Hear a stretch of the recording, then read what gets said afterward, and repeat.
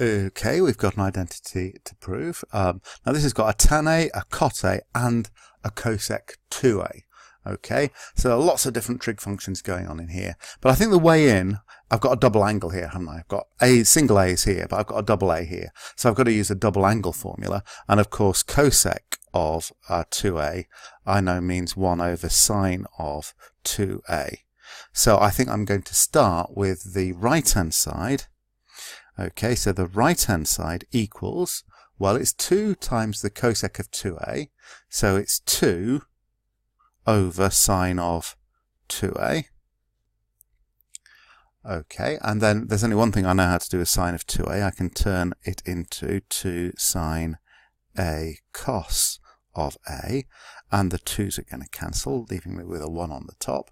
Okay, and now, this has got to be tan of A plus cot of A, which it isn't obviously, but it's got sines and cos's in it. So I probably need to start again with the left-hand side. Now this is allowable. If I clearly get to 1 over sine A cos A, I can maybe leave a little bit more space in case I want to do something else with that. But I think my goal is now going to be to start again with the left-hand side and try to get to this same thing.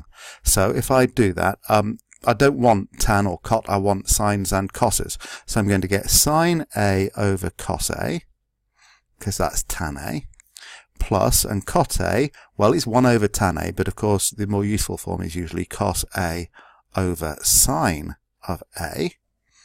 So you've got to know all your definitions and identities. And then this is, there is definitely going to be a common denominator here of sine A cos A, which is good news because that's the denominator of the thing I'm aiming for. So if I put this all over sine A cos A, then sine A over cos A, well, the cos A is already there, but this sine A, I'm only going to get that if I multiply the top by sine A, so I'm going to get sine A, okay.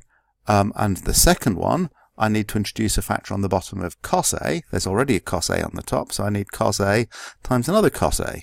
And of course, this is sine squared A plus cos squared A. I'm going to make it absolutely patronizingly clear that's what I've got over sine A cos A equals 1 over sine A cos A equals, and if I label this star,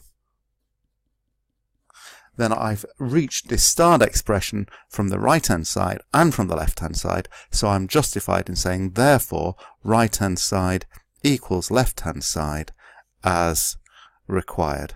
So this was an example where I didn't do the ideal, which is you start with one of the sides and you work it through until you find the other. It is legitimate to show that they both reduce to the same thing.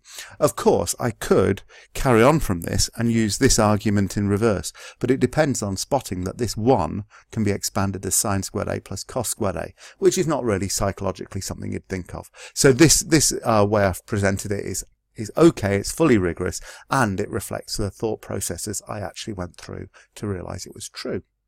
Hurrah.